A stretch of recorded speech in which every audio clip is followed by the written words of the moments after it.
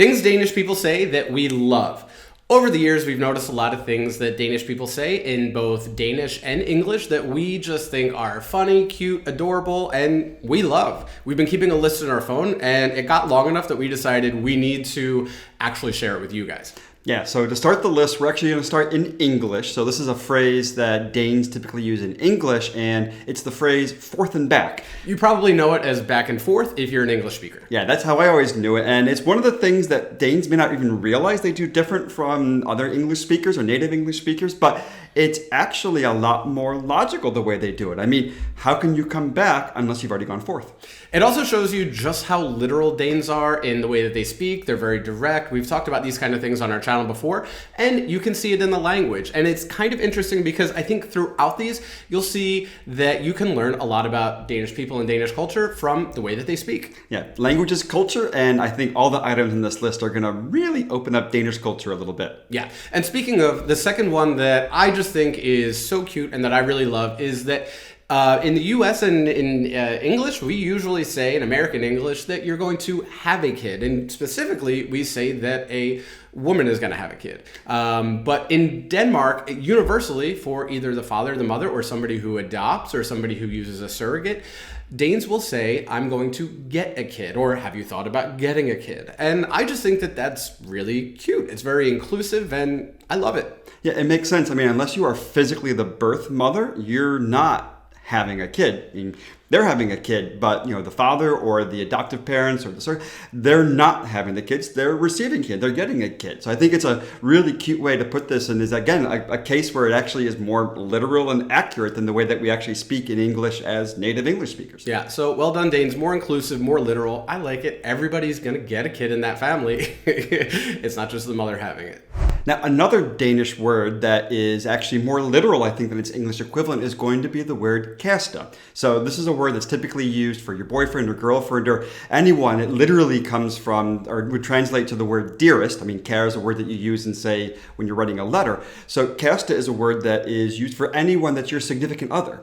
Yeah, it's like a sweetheart, or basically just saying, yeah, this is my sweetheart. And the best thing about it is that it's genderless. So you can use it to refer to your boyfriend, your girlfriend. It really takes the whole enigma of gender out of who you love and who you think is your sweetheart, which is a really cool way to, again, be more inclusive in your language.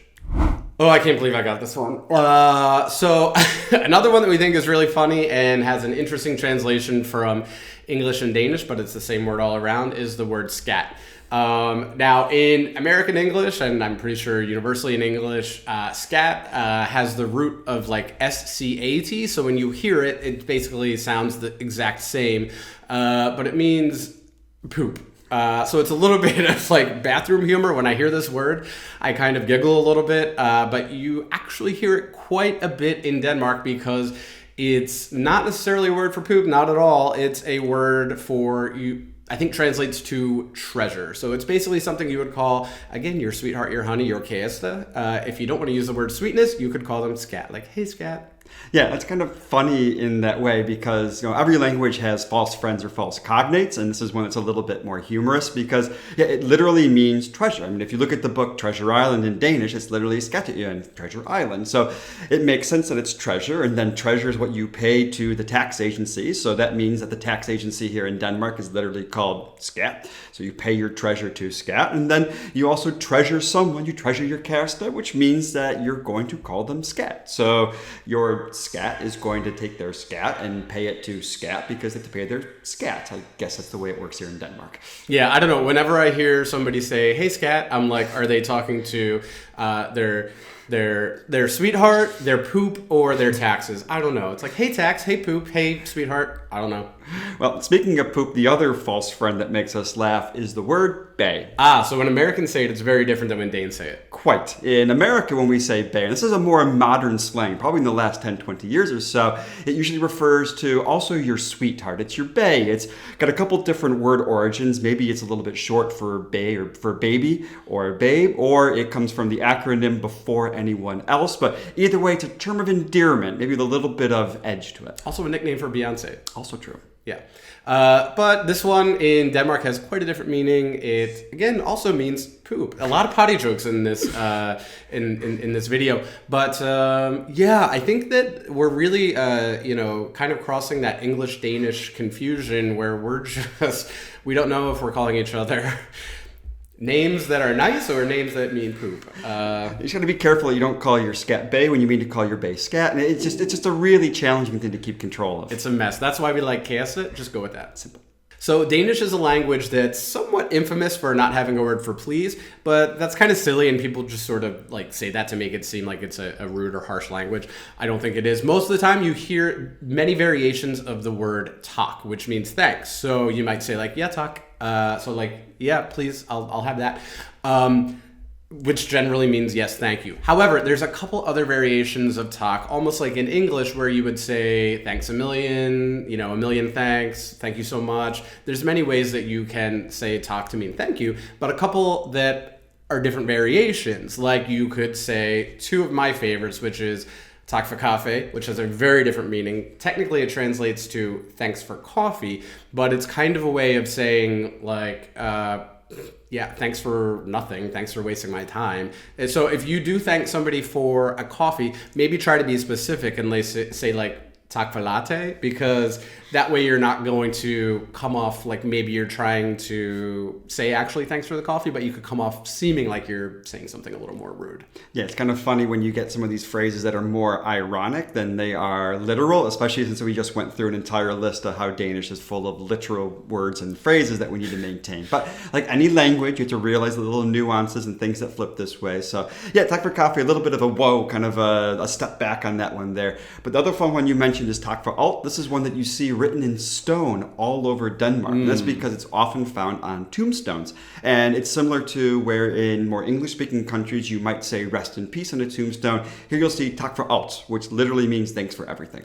Yeah, and I think it's really sweet because you're basically leaving a message to anybody who comes to visit your grave once you pass on that says, thanks for everything. And I don't know if, I think hearing it as an English speaker, it stands out to me as really sweet, where maybe Danes it's kind of pro forma. You kind of just are used to it, kind of like, it just, yeah, that's what you put on a tombstone.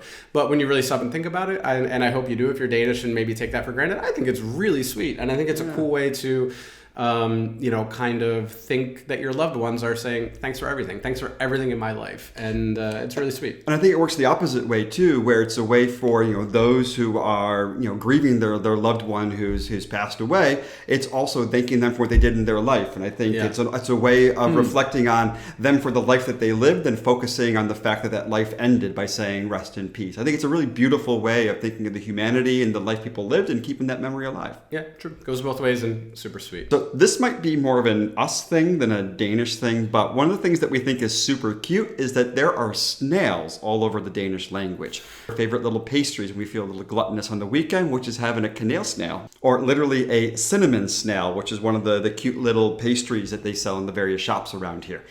Yeah, it's a cinnamon bun, but it's branded in a more fun way.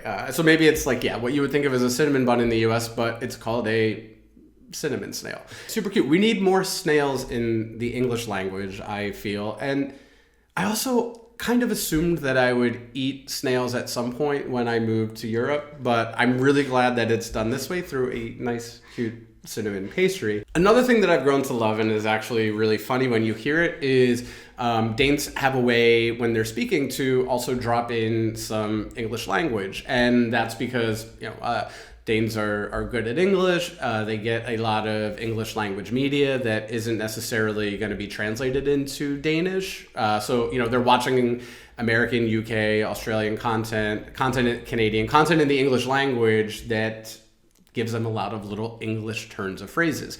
So you may be walking down the street and hearing a Danish kid, teenager, person, any age really, saying, so you say, no shit, Sherlock, or so it's just really funny to hear like a string of Danish and then an English phrase, especially if it's an American English phrase, and then go back to Danish. And it always stands out, and it always kind of just makes me giggle, because jeg kan forstå lidt dansk, men jeg er ikke så god på dansk. So I am not very good at understanding everything that somebody is saying in Danish, but I do understand a little bit of words here and there, and then I get smacked with like an American English phrase or any English phrase, and then they go back to Danish, and I don't know. It sounds really funny to me. And we've talked before on this about all the American or English curse words that come in, and how it's very casual to drop F-bombs, S-bombs, B-bombs, whatever you want. It doesn't have to be a curse, though. Sometimes. No, but it's little phrases that just pop in from different shows, whatever else. It's really funny to be on the metro and hear a gaggle of kids talking to each other, and then a little like American slang word come out, or some expression so that's fun. Yeah, I don't know. It's super cute. I love it. It's really funny. So this also might be a bit of an us thing rather than an everybody thing, but I can't help but think that my favorite word in Danish, I think yours is the same, is the word selvfølgelig. Now, it's kind of funny on a bunch of different levels, and it doesn't really have to do with the meaning. I mean, it just means of course. Every language has a way of saying of course. But it's the fact that it's a very intimidating word to literally learn on your first day of Danish class. I mean, let's put it up on the screen. Yeah. Look at that. When you see this word, doesn't it look... It looks like you're going to chip your tooth on it. Yes. It really... it's an intimidating word to try to pronounce. It seems like it would be like a level 4 Danish word, but it's such a basic word and used so often that you learn it pretty early in Danish class, and it's such a flex to walk around being like, ja, selvfølgelig. Yes. I mean, it's also perfect too, because one of the other things that you learn in Danish class is the fact that you don't say most of the letters in a word, and selvfølgelig is a good example of this. I mean, we can just cross out more than half the letters and you say the word correctly. So it's the perfect representation of the struggle and a little bit of the dark humor that is trying to learn the Danish language. Another thing I love that Danes say is something that actually ends up influencing things that I say, even in English. And you hear it a lot. And if you're a foreigner living in Denmark, stop and pay attention. You hear it a lot. But Danes tend to say like, yeah, yeah. So it's not just like one yeah, but whether they're speaking English or they're speaking Danish and maybe say something more like yeah, yeah. They have this like double yeah, yeah all the time. And I'm not exactly sure where it comes from, but I love it. And I find all the time that it actually influences the way that I speak English, and I hear you say it all the time. Whenever we're hanging out with other Americans or other foreigners and we're speaking in English, they'll definitely drop in do you want to go to the movies this weekend? Oh, yeah, yeah, that sounds fun. You know, and we don't even realize we're doing it, but you guys are definitely influencing our English, which is, way to go. Hopefully our Danish sometimes too. I definitely said it last night. It's like, oh, do you want to have Thai for dinner? Yeah, yeah. Like, I can't help. I just say it that way, you guys. It's been 6 years. Like, at a certain point, like, we just start sounding like all y'all. Yeah. The other way that we sound like y'all is in being able to pick up some of the other basic words in Danish. And especially when we're back home and people ask us, teach us some words in Danish. And one of the easiest and the most simple ones to always share is the word for hello, which is, of course, hi. Yeah, it's definitely funny, like when we're back around people from the U.S. again, when we go to visit at Christmas or just any time to visit, or friends come over to visit us, and they'll say like, they might say, are you learning Dutch? And we have to say, no, that's a different country. But when they do ask then if we're learning Danish, sometimes they'll say, can you teach me some Danish? How do you say hi in Danish? And we're like, hi.